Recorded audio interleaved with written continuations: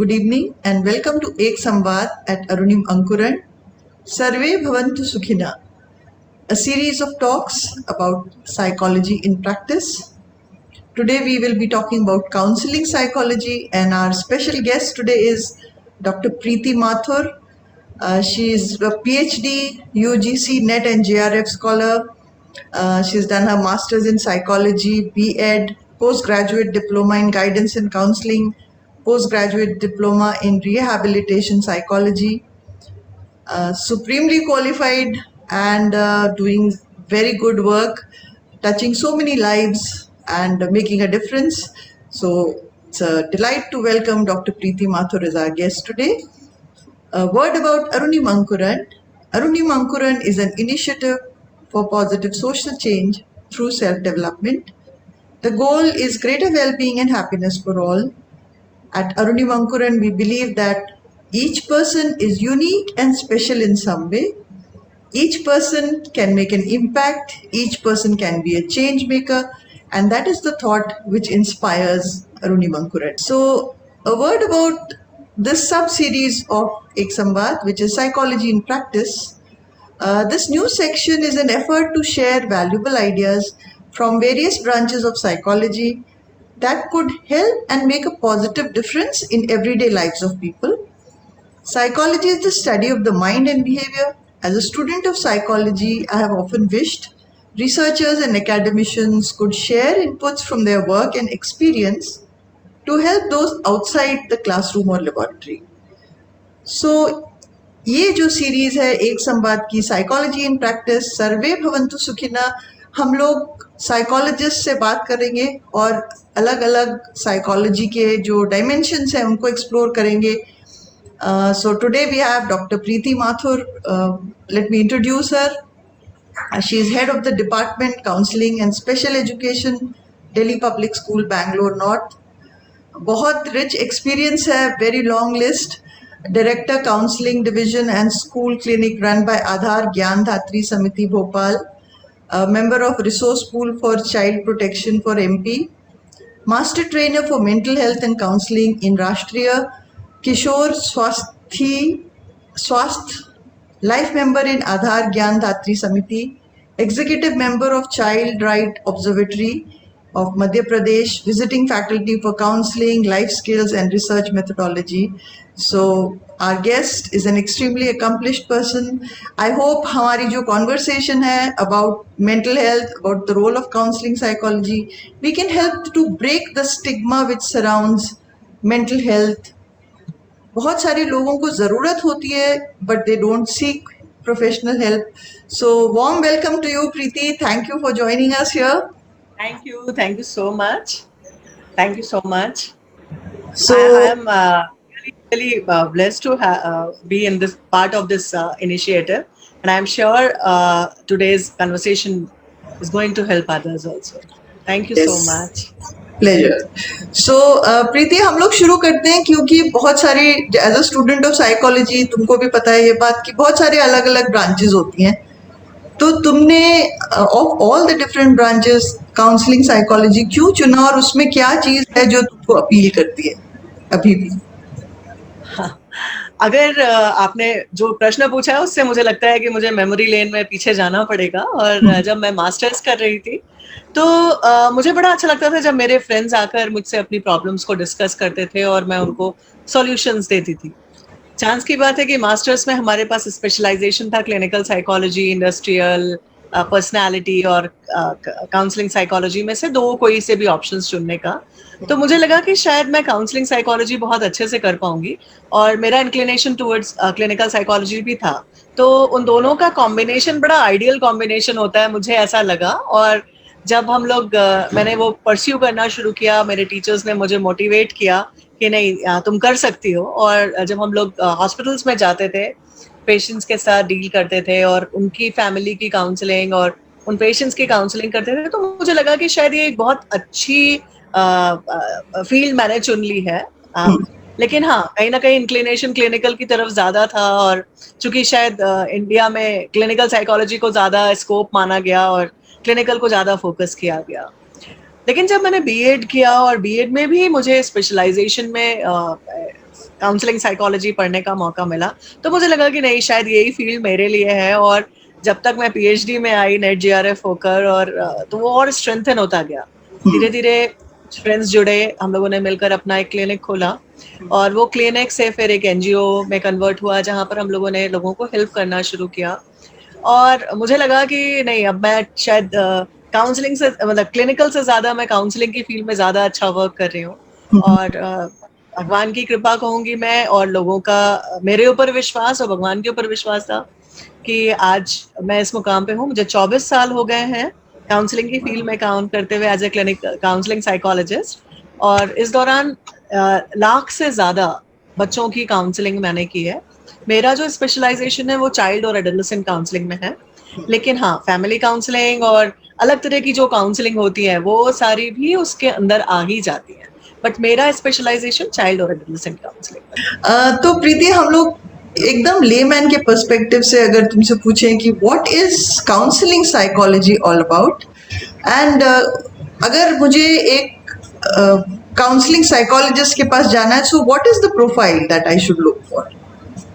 Okay, actually counselling जो word है ना, वो बहुत मिसयूज हो रहा है आज कम्युनिटी में। आजकल जो रिसेप्शन पे बैठते हैं उनको भी काउंसलर्स कहा जाता है, जो आपको किसी भी एरिया में हेल्प कर देते हैं उनको भी काउंसलर कहा जाता है। बट अगर हम काउंसलिंग के लिए, स्पेशली जब हम काउंसलिंग को डिफाइन करें, तो ये एक ऐसा प्रोसीजर है जहां पर एक ट्रेन्ड पर्सन एक ऐसे व्यक्ति की मदद कर रहा होता है जिसके संग कुछ समस्या है और वो अपनी समस्याओं का समाधान नहीं ढूंढ पा रहा है। तो जो ट्रेन पर्सन होता है वो व्यक्ति को उसकी स्ट्रेंथ्स और वीकनेसेस बताकर उनको मदद करता है ताकि वो अपनी प्रॉब्लम्स का सॉल्यूशन खुद ढूंढ सके। तो ये बेसिकली एम्पावरमेंट का एक तरीका है, जिसमें हम लोगों के बिहेवियर में उनकी जो स्ट्रेंथ्स हैं और जो उनकी कमजोरियां हैं, उनकी जो अच्छाइयां हैं, बुराइयां हैं, उन सब चीजों का आकलन करके उनको खुद मदद करते हैं कि वो अपनी प्रॉब्लम का सॉल्यूशन ढूंढ सके। तो बेसिकली अगर हमें किसी काउंसलिंग साइकोलॉजिस्ट के पास जाना है, तो पहले तो ये देखना चाहिए कि वो ट्रेंड होना चाहिए। ट्रेंड इन द सेंस कि उसको एटलीस्ट कॉन्फिडेंशियल होना बहुत जरूरी है, और कॉन्फिडेंशियलिटी मेंटेन करना बहुत जरूरी है। दूसरा, ट्रेनिंग का मतलब ये कि उसको ये समझ में आना चाहिए कि कब वो सलाह देने लग रहा है और कब वो काउंसलिंग कर रहा है। दोनों में बहुत डिफरेंस है। जनरली एडवाइस तो कोई भी दे देता है, एडवाइस देना बहुत आसान है, लेकिन काउंसलिंग करना एक ट्रेन प्रोफेशनल का काम है। तो बहुत डिफरेंस है। अगर हम लोग कहें, काउंसलिंग जो है वो एडवाइस देना नहीं होता है। जनरली लोगों को लगता है कि हम काउंसलिंग साइकोलॉजिस्ट के पास जाएंगे तो सॉल्यूशन बता देंगे। हाँ, सॉल्यूशन बता देंगे। लेकिन काउंसलिंग साइकोलॉजी सॉल्यूशन फोकस्ड होती है, लेकिन सॉल्यूशन देती नहीं है। हमारा काम सॉल्यूशन देना नहीं होता है, सॉल्यूशन सुझाना होता है। शब्दों का अंतर है। जहां हम सुझाते हैं यानी हम उनको ऑप्शंस देते हैं कि ये भी हो सकता है, ये भी हो सकता है, ये भी हो सकता है। व्यक्ति खुद वे करता है कि उसके लिए क्या सही होगा। ट्रायल एंड एरर्स होता है, और उसके बाद व्यक्ति अपनी समस्या का समाधान ढूंढ लेता है। दूसरा, जो मुझे लगता है कि लोगों को लगता है कि अगर हम किसी साइकियाट्रिस्ट के पास चले गए तो वो काउंसलिंग कर देगा। साइकियाट्रिस्ट अपनी फील्ड का मास्टर है, उसने एमबीबीएस किया है, वो मेडिकेशन देगा, लेकिन वो काउंसलिंग सपोर्ट नहीं देगा। क्योंकि काउंसलिंग सपोर्ट के लिए एक अच्छा लिसनिंग ईयर होना बहुत जरूरी है, एक व्यक्ति का अच्छा लिसनर होना बहुत जरूरी है। जो कि साइकियाट्रिस्ट, जो कि एमबीबीएस है, जिनका टारगेट होता है कि नहीं भाई इतने पेशेंट्स को देखना है, लेकिन काउंसलिंग बहुत स्लो प्रोसेस है, थोड़ा पेशेंस के साथ काम करें। तो सामने वाले का पेशेंट होना बहुत जरूरी है, थोड़ा अच्छा लिसनर होना बहुत जरूरी है, कॉन्फिडेंशियल रख सके, थोड़ा सा सेंस ऑफ ह्यूमर भी होना चाहिए, सेंस ऑफ ट्रेजिक भी होना चाहिए, इवन अच्छा कम्युनिकेशन स्टाइल होना चाहिए। और सबसे बड़ी बात कि नॉन व्यक्ति नहीं होना, नॉन जजमेंटल होना चाहिए। जजमेंटल व्यक्ति जो होते हैं, जो तुरंत जजमेंट सुना देते हैं, वो काउंसलिंग अच्छे से नहीं कर पाते। तो यदि अगर आप किसी अच्छे काउंसलिंग साइकोलॉजिस्ट के पास जाना चाहते हैं, तो पहले ये चेक कर लें कि आप क्या चाहते हैं और किसके अंदर वो क्वालिटीज हैं। डेफिनेटली एक बार में आप किसी को नहीं समझ सकते, बट हाँ, आपके प्रोफाइल में वो चीजें समझ में आ जाती हैं। एंड एक बहुत अच्छी सी सिंपल डेफिनेशन है कि good counsellor helps you to help yourself. Actually है ना, वो आपको हेल्प नहीं करते हैं, but they help you to help yourself. So बहुत इंपॉर्टेंट है ये डिस्क्रिमिनेशन। लोग कभी कभी सोचते हैं कि वो हमको सॉल्यूशन बता देंगे। They help you to get there, but they don't give you the solution. That's one thing.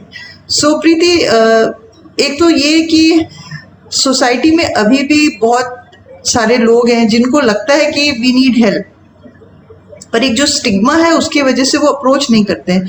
तो what is the process of counseling, and can you just talk to us about that कि counselling की जो process है उसमें क्या क्या होता है और वो किस तरीके से अनफोल्ड होती है? Just talk to us about that. Okay, आपने बिल्कुल सही बोला कि अभी भी लोगों में, ऑल्दो अगर मैं 24 साल पहले की स्थिति बताऊं और आज की बताऊं, दोनों में बहुत अंतर आया है। अब लोग आने लगे हैं बात करने के लिए, लेकिन अभी भी मैं कहूंगी कि लोगों को काउंसलर के पास जाने में अभी भी झिझक होती है, क्योंकि शायद उनको नहीं पता कि काउंसलर का काम कैसे किया जाता, मतलब कैसे करता है काउंसलर काम, कैसे मदद करता है। तो जनरली अगर हम लोग प्रोसेस पे जाएं तो जब भी कोई व्यक्ति आता है तो पहले उसके केस स्टडी ली जाती है, और केस स्टडी में बेसिकली एक रैपो बिल्डिंग भी हो जाती है। हम अगर व्यक्ति के बारे में जानकारी एकत्रित करते हैं, भाई क्या प्रॉब्लम है, हाँ कहाँ तक पढ़े लिखे हैं, और बाकी तो क्योंकि अगर हम लोग कहें तो साइकोलॉजी है, काउंसलिंग साइकोलॉजी है, और psychology is a study of behaviour.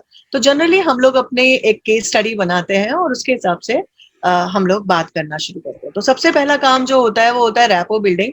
सामने वाले को ये फील कराना कि आप मतलब आपको जज नहीं किया जाएगा, आप जैसे हो उसको वैसे ही एक्सेप्ट किया जाएगा, और जो आप कहोगे हम उसको नहीं नहीं कहेंगे।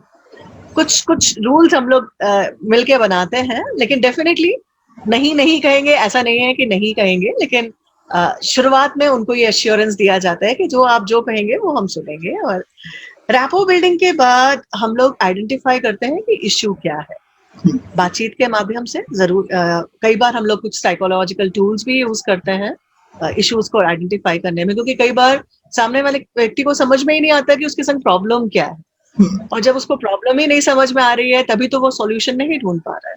तो उसको आइडेंटिफाई करने के लिए कई बार हम लोग साइकोलॉजिकल टूल्स भी यूज करते हैं, और कई बार केवल बातचीत के माध्यम से हम लोग इश्यूज को आइडेंटिफाई करने की कोशिश करते हैं। एक बार इश्यू आइडेंटिफाई हो जाता है, फिर हम लोग फीलिंग्स पे वर्क करना शुरू करते हैं कि भाई फीलिंग्स क्या है, कैसे कोप करेंगे उसके संग। क्योंकि जो भी इश्यूज हैं जिनको वो आइडेंटिफाई नहीं कर रहा था या नहीं करना चाह रहा था अनकॉन्शियसली, एक बार जब वो उसको आइडेंटिफाई कर लेता है तो उसके इमोशनल उसको सपोर्ट देने का काम काउंसलर का, साइकोलॉजिस्ट करता है। और जैसे ही वो कोप अप करने के लिए उसको स्ट्रैटेजीज बताई जाती हैं, कई बार साइकोथेरेपीज भी यूज करते हैं हम लोग, और जिसमें सीबीटी, आरईबीटी और बहुत तरह की टेक्निक्स हैं जिनको हम लोग यूज करते हैं। और फिर म्यूचुअल अंडरस्टैंडिंग के साथ हम लोग आइडेंटिफाई करते हैं कि क्या सॉल्यूशंस हो सकते हैं उस पर्टिकुलर प्रॉब्लम के।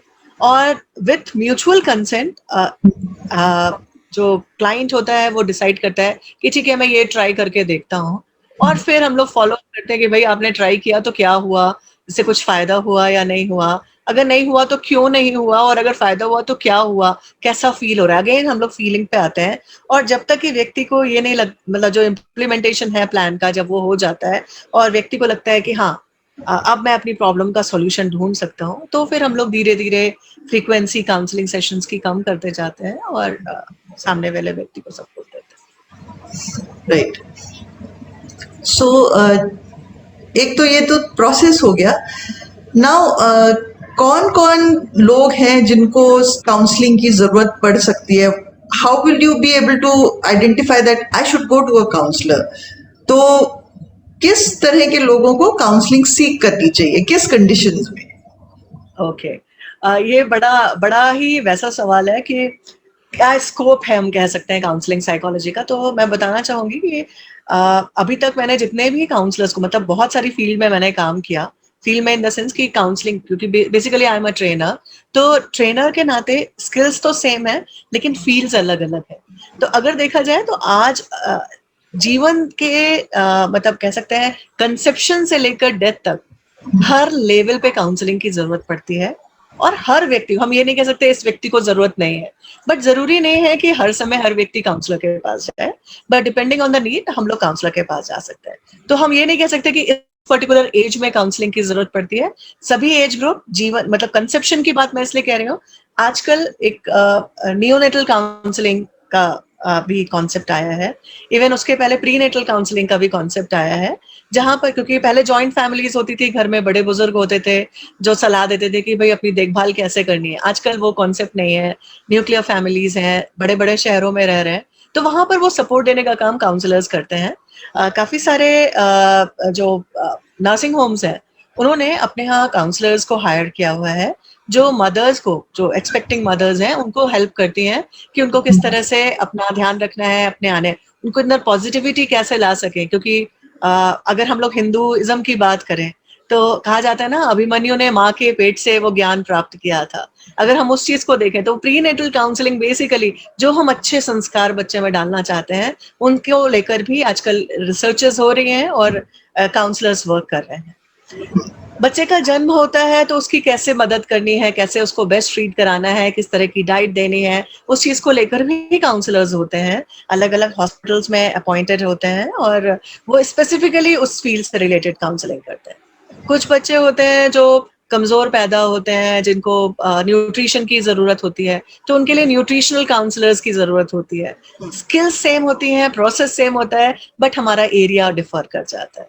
बच्चा थोड़ा सा बड़ा हुआ, सारे माइलस्टोन्स ठीक हैं तो बहुत अच्छी बात है, लेकिन अगर माइलस्टोन्स ठीक नहीं है तो वहां पर उनको क्लिनिकल साइकोलॉजिस्ट की मदद की जरूरत पड़ती है कि आके आइडेंटिफाई कर सके कि बच्चा कहाँ पर प्रॉब्लम आ रही है, उसको कहाँ किस तरह का सपोर्ट चाहिए। और तो बेसिकली क्लिनिकल साइकोलॉजिस्ट की मदद से काउंसलिंग साइकोलॉजिस्ट वर्क करते हैं। और जब पेरेंट्स को पता चलता है ना कि बच्चे के संग कुछ गड़बड़ है, तो शुरुआत में ना वो एक्सेप्ट नहीं कर पाते हैं, डिनाइल के फेज में जाते हैं, तो वहां पर उनको सपोर्ट देने का काम भी काउंसलिंग साइकोलॉजिस्ट ही करते हैं। बच्चा स्कूल में एडमिशन के लिए जाता है, स्कूल में एडमिशन के टाइम पे बच्चा प्रिपेयर्ड है या नहीं, हाँ बच्चे को स्कूल के लिए रेडीनेस है या नहीं, वो सारी चीज चेक करना और उसके लिए तैयार करने का काम भी काउंसलिंग साइकोलॉजिस्ट करते हैं। क्योंकि बच्चा जो छोटा सा घर में एकदम पैम्पर्ड है, एकदम से बड़े उसमें वर्ड में पहुंचता है, वहां पर उसको सपोर्ट की जरूरत होती है, सेपरेशन एंजाइटी होती है, तो वहां पर थोड़ा सा स्कूल काउंसलर्स जो हैं वो काउंसलिंग साइकोलॉजी को यूज करते हुए बच्चों की हेल्प करते हैं। बच्चा एकेडमिकली ठीक चेक कर रहा है, बहुत अच्छी बात है, नहीं कर पा रहा है, अगेन काउंसलिंग साइकोलॉजिस्ट इंटरवीन करते हैं। बच्चे को पीयर ग्रुप का प्रेशर है या बुली हो रहा है, वहां पर काउंसलिंग की जरूरत पड़ती है। बच्चा मेहनत बहुत कर रहा है लेकिन मार्क्स नहीं आ रहे, अगेन काउंसलिंग साइकोलॉजिस्ट वर्क है। पेरेंट्स नहीं समझ पा रहे हैं, टीचर और पेरेंट्स के बीच के रिलेशंस गड़बड़ हो रहे हैं, एक दूसरे पे ब्लेम गेम खेला जा रहा है, अगेन काउंसलिंग साइकोलॉजिस्ट इंटरवीन करता है। बच्चे एडोलेसेंट एज में पहुंचते हैं, बहुत सारे हार्मोनल चेंजेस हो रहे हैं, बच्चे को नहीं समझ में आ रहा है क्या करें, और उस समय पेरेंट्स और टीचर्स तो बिल्कुल दुश्मन नजर आते हैं।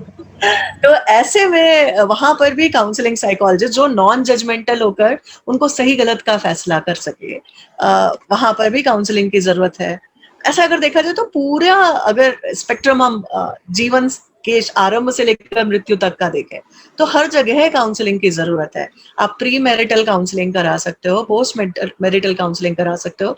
इवन अगर कोई बच्चा, जैसे अभी कोविड-19 की सिचुएशन है, बहुत सारे बच्चे हैं जिन्होंने अपने पेरेंट्स को खो दिया है या अपने फैमिली मेंबर्स को खो दिया है, तो वहां पर ग्रीफ काउंसलिंग हुई। तो बहुत देखा जाए तो स्कोप काउंसलिंग साइकोलॉजी का बहुत वास्ट है, बट जरूरत है कि हम लोगों को ये पता हो कि हम किस फील्ड में और किस चीज को हम स्पेशलाइज करके आगे बढ़ सकते हैं।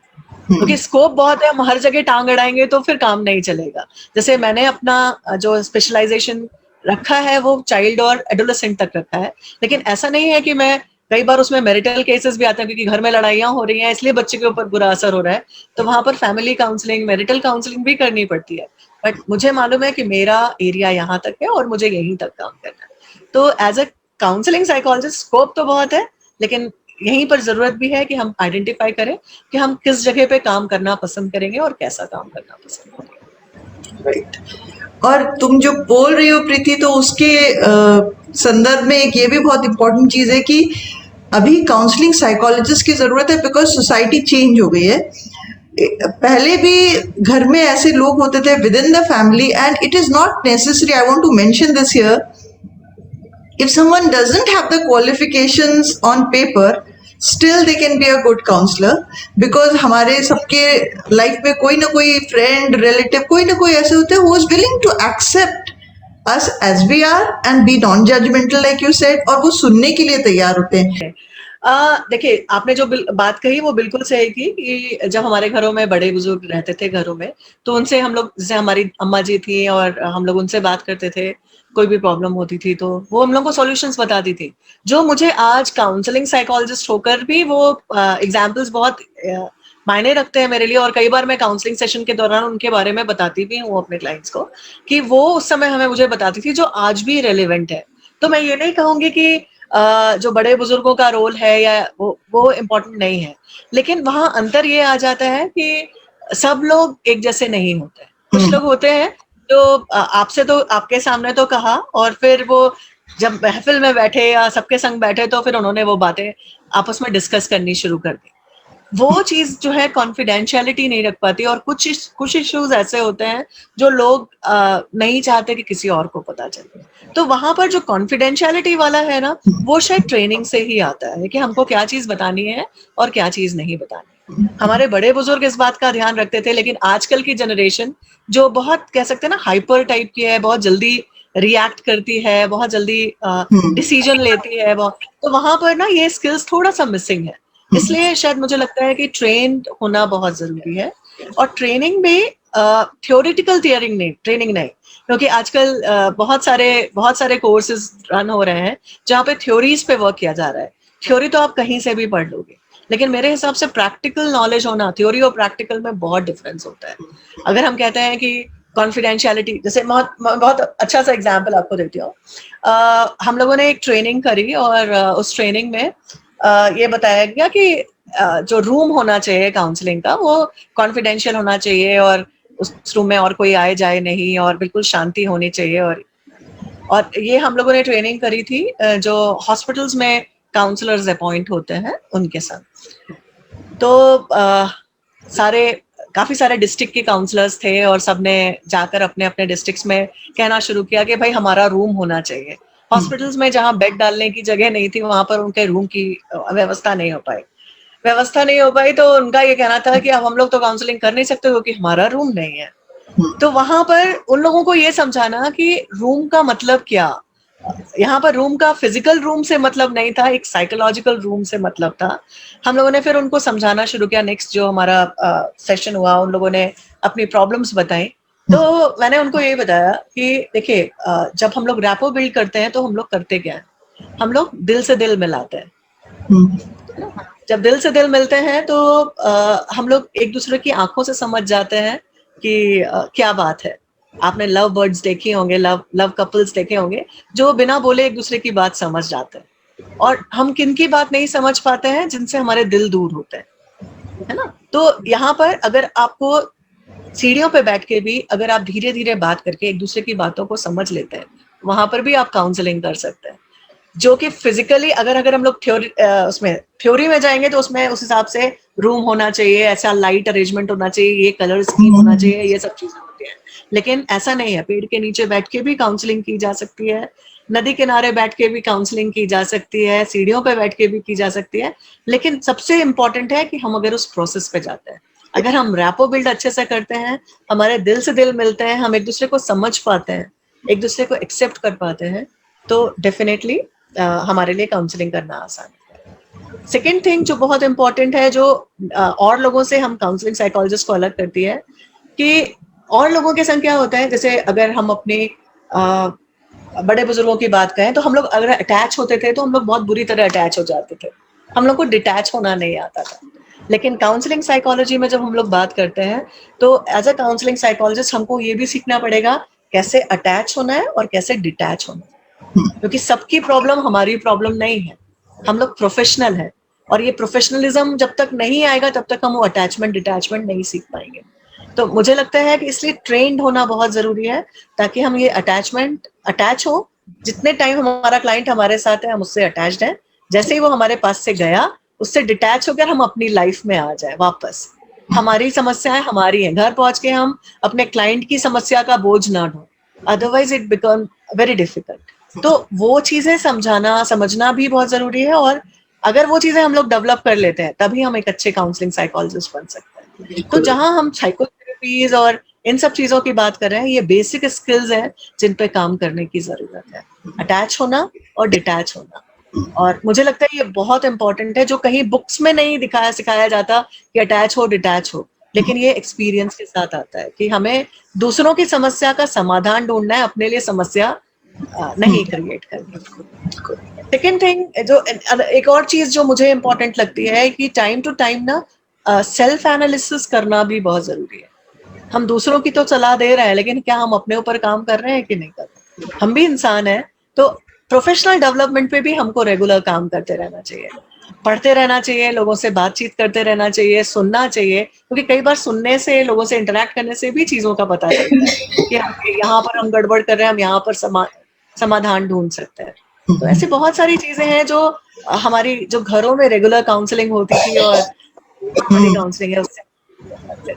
हाँ, और एक चीज मैं ऐड करना चाहूंगी प्रीति, जैसे आजकल बहुत सारी ऐसी सिचुएशंस हो रही हैं जिसमें कि फेस टू फेस काउंसलिंग नहीं हो सकती है, तो ऑनलाइन काउंसलिंग भी उतनी ही जरूरी है और इफेक्टिव हो सकती है अगर दोनों लोग उसको अच्छी तरीके से समझें।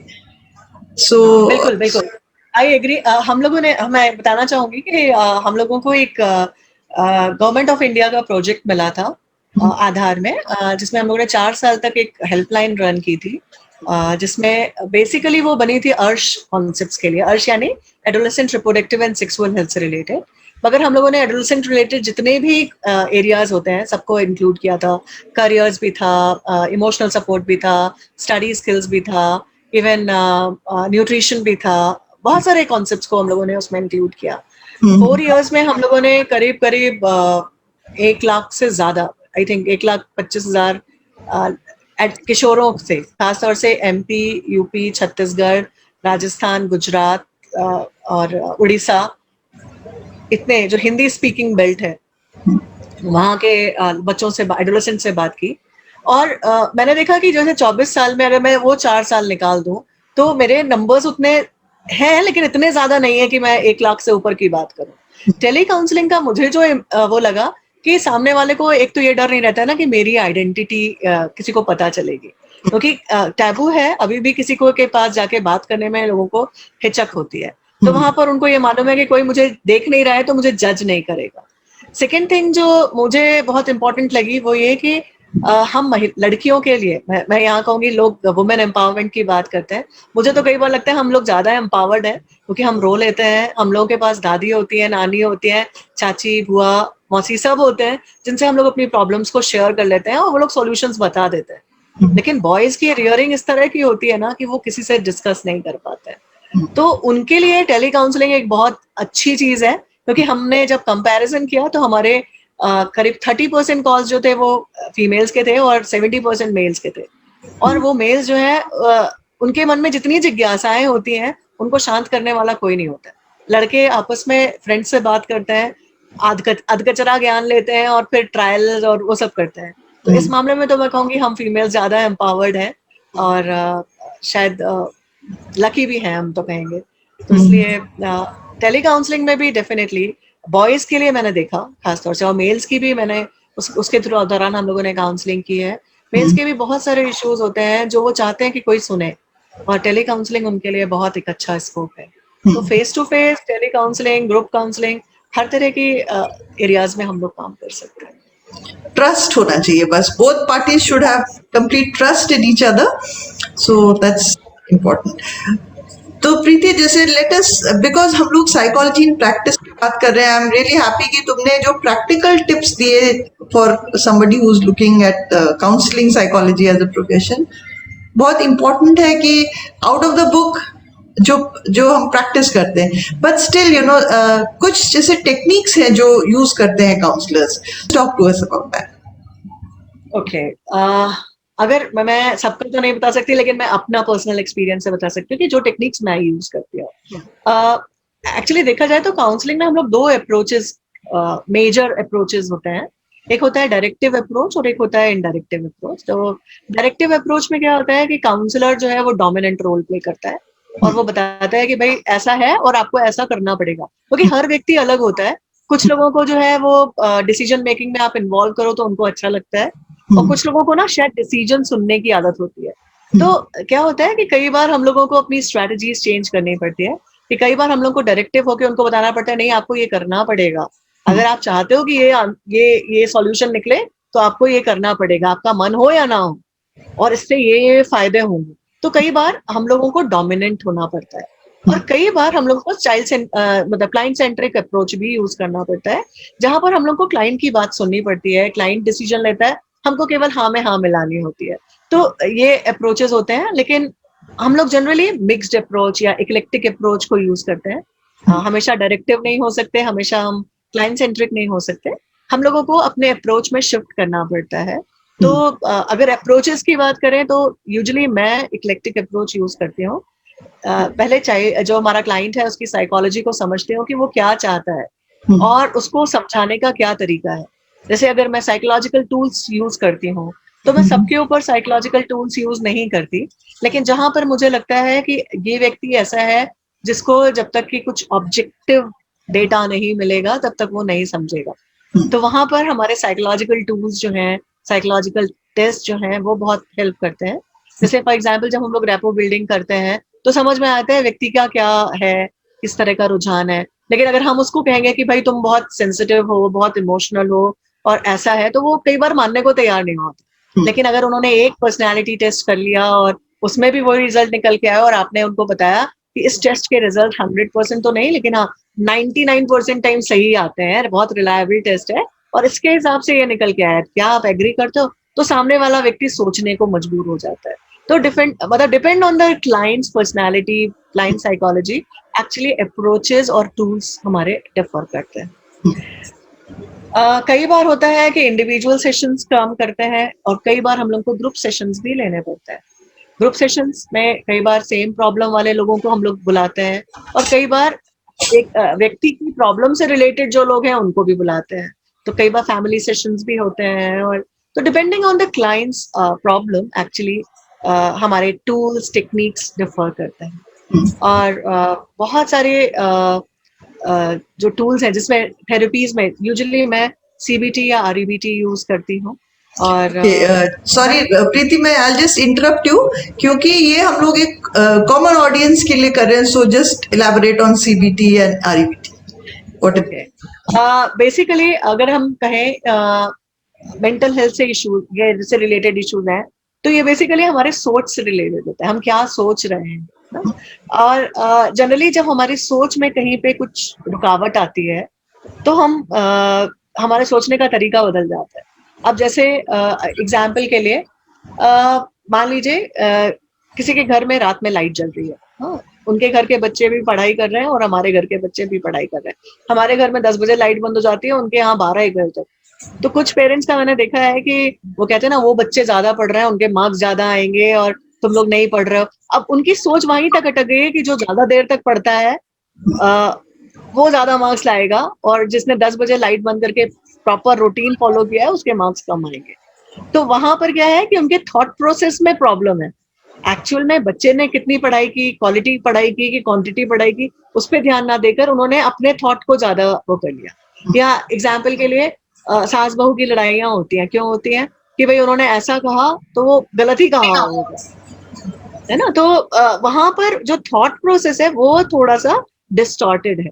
तो जब हम लोग कॉग्निटिव सीबीटी यूज करते हैं, जिसको कॉग्निटिव बिहेवियर थेरेपी कहते हैं, वहां पर हम लोग ना उनके फीलिंग, इमोशंस और उनके बेसिकली थॉट प्रोसेस पे वर्क करते हैं। फीलिंग इमोशंस पे वर्क करते हैं जब हम लोग आरईबीटी करते हैं, उनको रैशनल सोचने पर मजबूर करते हैं कि भाई अगर ऐसा है तो क्या हम इस चीज को कंट्रोल कर सकते हैं कि नहीं।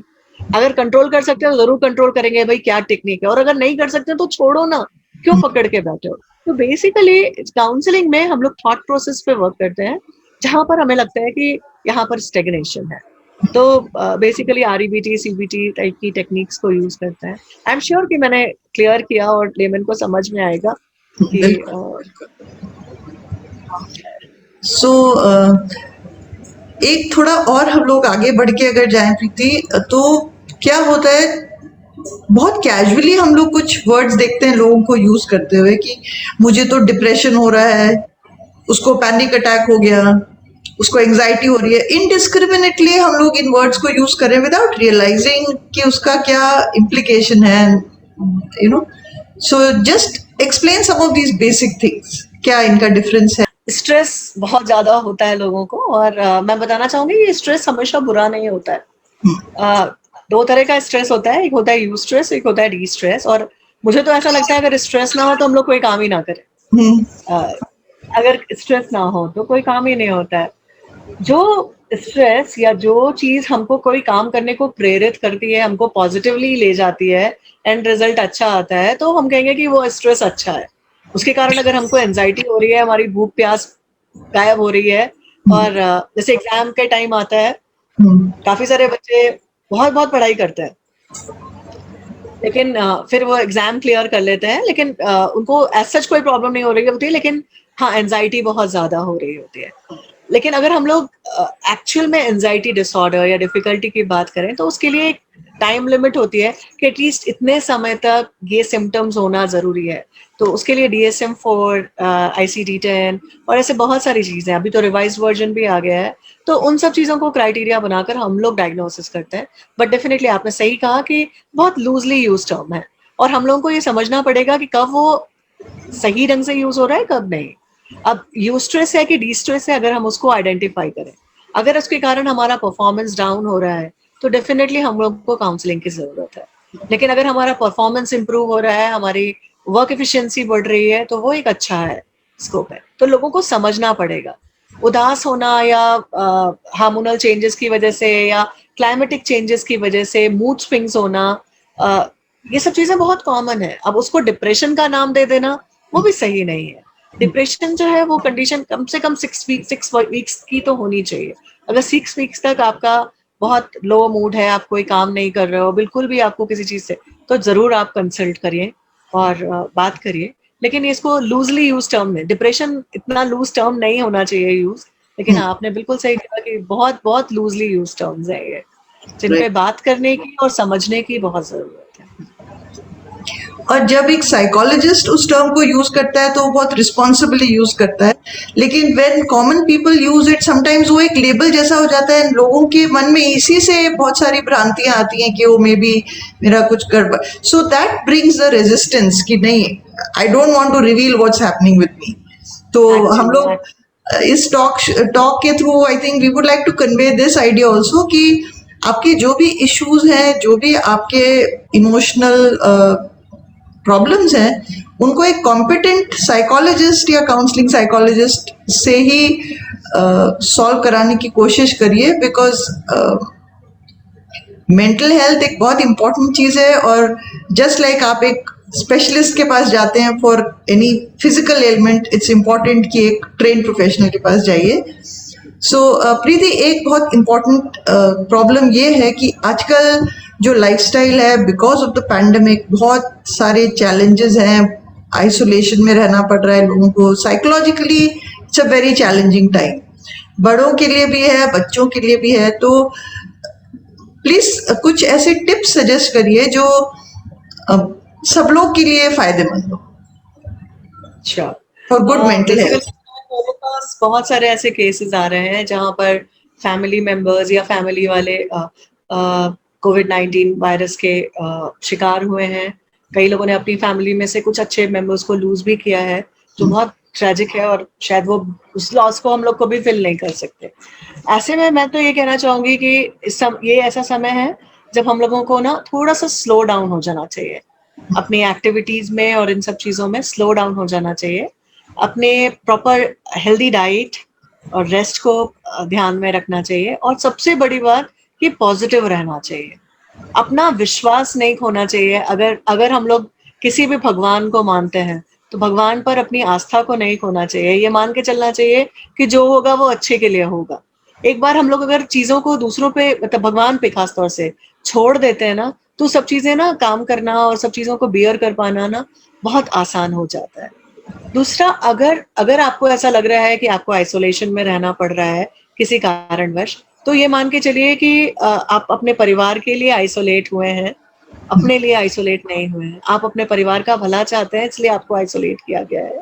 डेफिनेटली कठिन समय है, जहाँ हम लोगों को लोगों से मिलने की आदत है, लोगों के साथ रहने की आदत है, वहाँ अकेले रहना और वो भी 14-15 दिन बहुत डिफिकल्ट होता है। तो ऐसे में तो मैं कहूँगी कि परिवार वालों को भी और उस व्यक्ति को भी जिसके संग प्रॉब्लम है, उनको हमेशा कनेक्टेड रहना चाहिए। आजकल तो इंटरनेट ने हम लोगों को इतना कनेक्ट कर दिया, हम लोग कहीं पे भी दुनिया के किसी भी कोने में कनेक्ट हो सकते हैं। और जब बातचीत करें ऐसे लोगों से तो उनको पॉजिटिविटी की ओर ले जाएं, उनको नेगेटिविटी या हॉस्पिटल्स में क्या हो रहा है, ये वैक्सीन अवेलेबल नहीं है, इस तरह के नेगेटिव समाचार ना दें। और मैं एक बहुत स्ट्रांगली कहना चाहूंगी कि इस समय अगर आपको लग रहा है कि आपके घर में कोई इस तरह का केस है, तो जो मीडिया है उसको थोड़ा सा अवॉइड करें। बिल्कुल। मीडिया को अवॉइड करके जो पॉजिटिव न्यूज है, अपने पसंद की मूवीज देखें, गाने सुने, हाँ, अपने मनपसंद काम करें। आपको आइसोलेशन में यानी 14 दिन तक आपको मौका मिला है अपना मूल्यांकन करने का, अपने आप को बिल्कुल। देखने का, अपने आप को समझने का। तो ये देखें कि आपने क्या सही किया, क्या गलत किया, और अगर कुछ गलत किया है तो उसको कैसे रेक्टिफाई कर सकते हैं। शायद ये मौका है जब हम लोग अपना आत्म मूल्यांकन कर सकते हैं और चीजों को सही करने का प्रयास कर सकते हैं। तो मुझे लगता है कि इस समय अगर आपको लगता है कि कोई बात करने के लिए नहीं है, तो किसी भी हेल्पलाइन में या काउंसलिंग साइकोलॉजिस्ट से आप जरूर कांटेक्ट करें, ताकि वो आपको पॉजिटिवली सपोर्ट कर सके। बिल्कुल। बहुत अच्छी बातें बताई प्रीति आपने। और स्कूल के बच्चों की, बिकॉज आप उनके साथ रेगुलर बेसिस पे डील करते हैं, तो जो स्कूल के बच्चे हैं जिनको ऑनलाइन पढ़ना था, पूरे क्लासेस ऑनलाइन हो रहे हैं, एग्जाम्स ऑनलाइन हो रहे हैं, उनकी पूरी लाइफ अपसाइड डाउन लिटरली हो गई है। तो प्रॉब्लम ये हो रही है कि घर में भी उनको डांट पड़ती है कॉन्स्टेंटली, बिकॉज वो क्या करें वो सोच सोच के they are stuck to some kind of screen. वो नहीं करें तो क्या करें, बाहर नहीं जा सकते। तो please suggest something that they can do, and ये वाला जो टाइम है उसको ऑप्टिमली यूज भी कर पाए और खुश भी रहे। बहुत अच्छा सवाल है और ये हम लोग आजकल अपने स्कूल के बच्चों के साथ कर रहे हैं। तो वो जो हम लोग कर रहे हैं वो हम आपसे शेयर करते हैं कि हम लोगों ने बच्चों का स्क्रीन टाइम को रिस्ट्रिक्ट किया हुआ है। रिस्ट्रिक्ट इन द सेंस कि जितनी देर वो क्लास में रहते हैं, उसके अलावा हम लोग उनसे कहते हैं कि नेचुरली होमवर्क भी उनको मिल रहा है, असाइनमेंट्स भी मिल रहे हैं जिसके लिए उनको जाना है, लेकिन साथ साथ ना हम लोग उनके लिए कॉम्पिटिशन्स भी रखते हैं जिसमें वीडियो रिकॉर्डिंग करके उनको भेजनी है। जैसे फिल्म मेकिंग हो गया या डांस कंपटीशन हो गया, पोइट्री राइटिंग हो गया, time to time class wise grade wise appropriate हम लोग वो करते हैं। साथ ही साथ उन और एज अ काउंसलिंग साइकोलॉजिस्ट हम लोगों ने अपने जो बच्चे हम लोग के साथ कनेक्टेड हैं उनके पेरेंट्स के साथ वर्क करना शुरू किया है कि उनकी एक्टिविटीज ऑफ डेली लिविंग पे वर्क करें, क्योंकि इस समय सबसे अधिक जो डिस्टरबेंस हुआ है ना, वो हमारी जो रोजमर्रा की जिंदगी है ना, वो अपसेट डाउन हो गई है। बच्चे देर तक सोते हैं, देर तक जागते हैं और ना खाने का वो होश है ना कुछ है। और उनको जितना इन्वॉल्व कर सके जिंदगी में, खासतौर से छोटे बच्चों को अभी ये ट्रेनिंग का टाइम है। अभी बीच में एक ऐसा टाइम आया था जब पेरेंट्स ने केवल एकेडमिक्स को फोकस करना शुरू कर दिया था। उनके लिए जो बेसिक स्किल्स हैं कि लोगों से बातचीत करना है या लोगों से मिलना जुलना है या अपनी अलमारी ठीक करनी है, अपनी बुक्स को समय जगह पे रखना है, अपने टॉयज को जगह पे रखना है, ये सब सिखाना छोड़ दिया था। घर में मेड है, वो लोग काम कर रहे हैं या मम्मी पापा काम कर रहे हैं या घर में दादी है या वो लोग समेट दे रहे थे। बच्चों को एक जो सेंस ऑफ रिस्पॉन्सिबिलिटी है वो नहीं थी और इसीलिए शायद बच्चे डिटैच होते जा रहे थे। अभी ये टाइम मिला है, आई थिंक हम लोग फिर से अटैच हो सकते हैं अपने बच्चों को के साथ। उनको ये बताएं कि ये काम करने से तुम्हें क्या फायदा होगा, क्योंकि अगर देखा जाए तो हम लोग जो डेली लिविंग की एक्टिविटीज होती हैं, चाहे हम वो कपड़े फोल्ड करके रखना हो, आयरन करना हो या मम्मा के संग आटा गूंदना हो या रोटी बनानी हो, या ये छोटे छोटे जो काम होते हैं, ये हमारी फाइन मोटर और ग्रॉस मोटर स्किल्स को भी इम्प्रूव करते हैं। हाँ, हमारी ऑर्गेनाइजेशनल स्किल्स को इम्प्रूव करते हैं, हमारे सोशल स्किल्स को इम्प्रूव करते हैं, क्योंकि हम अगर अपनी मम्मा से बात कर रहे हैं या हम अपने पापा से या हमारे अपने ग्रैंड पेरेंट्स से बात कर रहे हैं, तो हमको ये पता होता है कि किस लेवल पे हमें क्या बात करनी है। तो वो जो बात करने का सलीका है, वो सारा वो चीजें जो अभी मिसिंग थी ना, मुझे लगता है इस कोविड-19 ने जहां हमारे लिए कुछ प्रॉब्लम्स क्रिएट की हैं, वहीं अपॉर्चुनिटीज तो बहुत सारी दी। तो आई थिंक हम लोग को अपॉर्चुनिटीज को ग्रास्प करना चाहिए।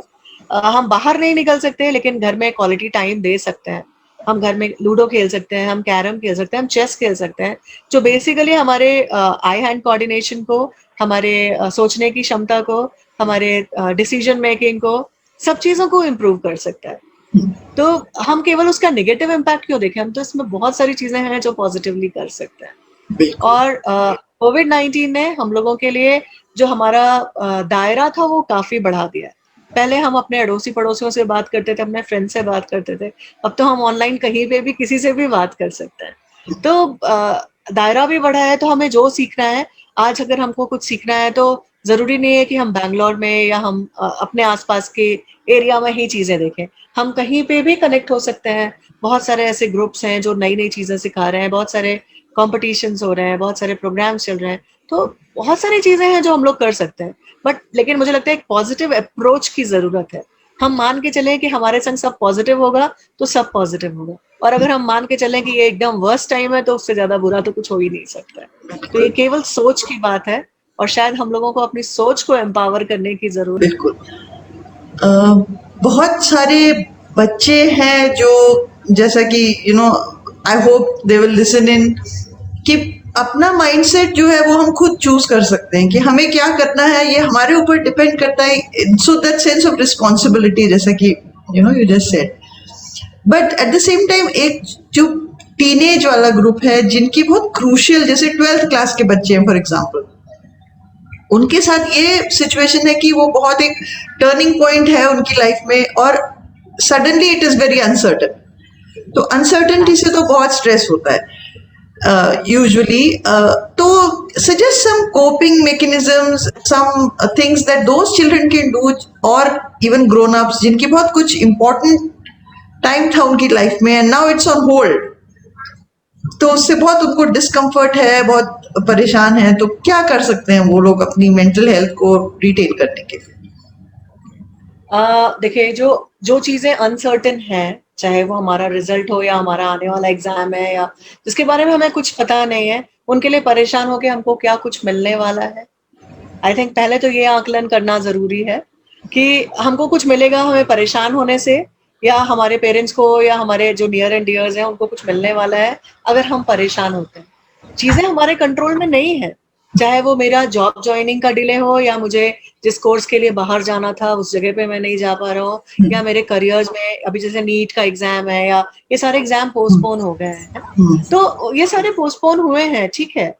हम अगर उसको नेगेटिवली लेंगे तो हम क्या कर रहे हैं, अपने ऊपर स्ट्रेस ला रहे हैं, और हम स्ट्रेस ला रहे हैं तो क्या मुझे फायदा हो रहा है? जब हम स्ट्रेस में होते हैं तो यू स्ट्रेस हो रहा है कि डी स्ट्रेस हो रहा है, चेक करें। स्ट्रेस तो हो रहा है, नेचुरली ये वो सिचुएशन ऐसी है, लेकिन हम डी स्ट्रेस को यू स्ट्रेस में कन्वर्ट कर सकते हैं। अगर हम कहें कि नीट का एग्जाम पोस्टपोन हुआ है, हम प्रिपेयर्ड थे, लेकिन शायद मुझे और टाइम मिला है ताकि हम अपनी जो स्किल्स हैं उनको और इम्प्रूव कर सकें। मेरे जॉब ज्वाइनिंग थी मई में और मैं नहीं ज्वाइन कर पाया क्योंकि कोविड-19 के कारण, ठीक है। हो सकता है कुछ बेटर अपॉर्चुनिटी मेरे पास आ रही हो, या मैं थोड़ा सा अपने स्किल्स पे और वर्कआउट कर लूं। क्या हम नहीं कर सकते हैं? क्योंकि आजकल की जो मेजर रिक्वायरमेंट है वो स्किल्स है। जो ये मार्क्स कार्ड होते हैं ये हमें एंट्री पॉइंट देते हैं, लेकिन आगे चलकर हमारे स्किल्स ही हमको आगे बढ़ाते हैं। प्रमोशन और इन सब में हमारे स्किल्स ही, लाइफ स्किल्स। तो ये टाइम है ना जब हम लोग अपनी बेसिक लाइफ स्किल्स पे वर्क कर सकते हैं। अब लाइफ स्किल हमारी डिसीजन मेकिंग की भी हो सकती है, प्रॉब्लम सॉल्विंग की भी हो सकती है, कोपिंग विद स्ट्रेस भी हो सकता है, कोपिंग विद इमोशन भी हो सकता है, कम्युनिकेशन हो सकता है, कोई भी 10 लाइफ स्किल्स में से तो हो सकता है। तो आई थिंक ये टाइम है जब आप अपनी लाइफ स्किल्स पे वर्क करो। आप अभी तक अपनी फैमिली में बिल्कुल सिक्योर्ड हो, मम्मा खाना बना के दे रही है, घर का सब साफ है। कल को अगर आपको बाहर जाना हो और अगर आपको अपना सामान रखना नहीं आता तो आप एकदम से नई जगह पे जाके कैसे एडजस्ट करोगे? तो शायद ये टाइम आपको मिला है ताकि आप अपनी बेसिक स्किल्स, अपनी एक्टिविटी ऑफ डेली लिविंग पे वर्क कर सको। लाइफ स्किल्स, तो हाँ। मेरे हिसाब से हाँ, बेसिक बेसिक जो चीजें हैं, ये टाइम हम लोगों को मिला है कि हम लोग यूज करें। और आई एम श्योर कि अगर हम लोग इस तरह से किसी भी अभी तक मैंने जितने भी इस एज ग्रुप के बच्चों से बात की है, they understood and they worked on it and they improved on it. तो आई थिंक ना कहीं हम लोग को जब काउंसलिंग करते हैं तो कोरिलेट करना, उनके एग्जाम्पल्स देना एज रिलेटेड, और जो अप्रोप्रिएट एग्जाम्पल्स देना बहुत जरूरी है ताकि वो उससे कलेक्ट कर सकें और कनेक्ट करने के बाद वो उस चीज को कर सके। बिल्कुल। और एक important segment of the population है प्रीति, जो पेरेंट्स हैं। बहुत फ्रिक्शन हो रहा है बहुत सारे घरों में, so suggest something for the parents also.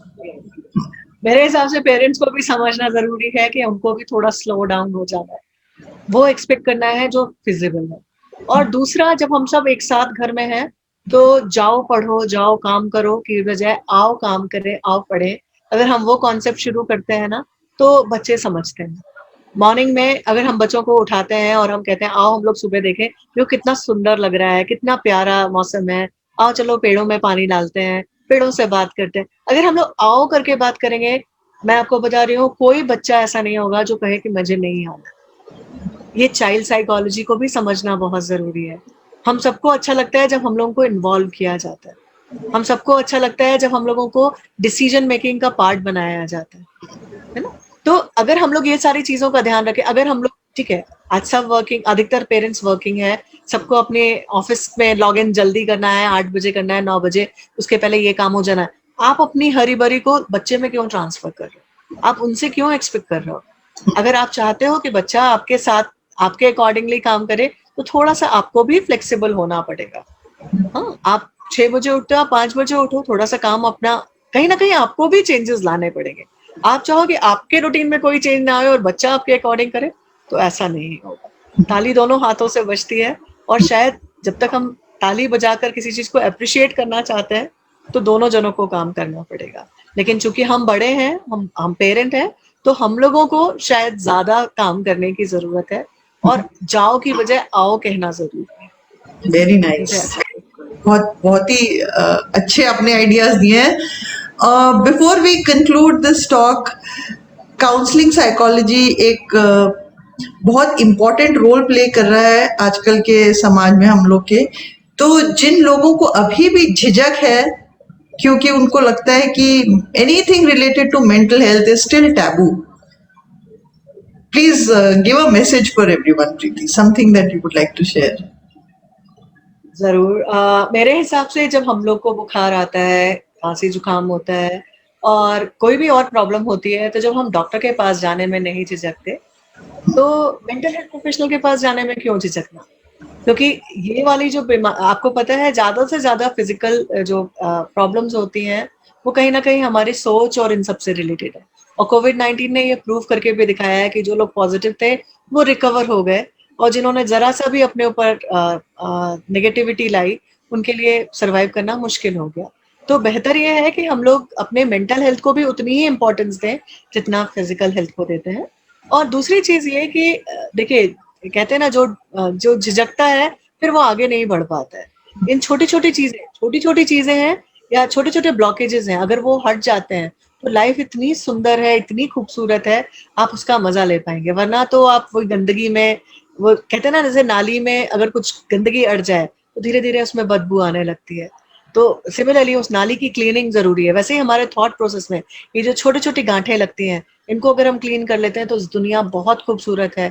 और अगर आप चाहते हैं कि इस दुनिया की खूबसूरती को महसूस कर सकें तो बिल्कुल नहीं झिझकें, जहां जरूरत हो वहां पर जरूर बात करें, और कोशिश करें कि एक सही व्यक्ति के पास जाएं ताकि आपको सही सलाह मिल सके। Thank you, Preeti. Before we conclude, I just want to say it's okay to be not okay. हम लोग कोई सुपर ह्यूमंस नहीं है, हम लोग ह्यूमन बीइंग्स हैं। ह्यूमन बीइंग्स के लिमिटेशंस होते हैं, सबके होते हैं। तो ये बहुत अच्छी बात बोली प्रीति ने कि जो थॉट प्रोसेस है उसको क्लीन करना बहुत इंपॉर्टेंट है। Declutter your mind as they say. तो उसमें किसी की हेल्प लेने में कोई झिझकना नहीं चाहिए। Thank you very much Preeti for your time, और बहुत अच्छा लगा। खूब सारे लोगों की लाइफ में एक पॉजिटिव डिफरेंस बनाती रहिए। Best wishes to you from Arunim Ankuran, and thank you for being on Ek Samvad. Thank you so much, thank you so much.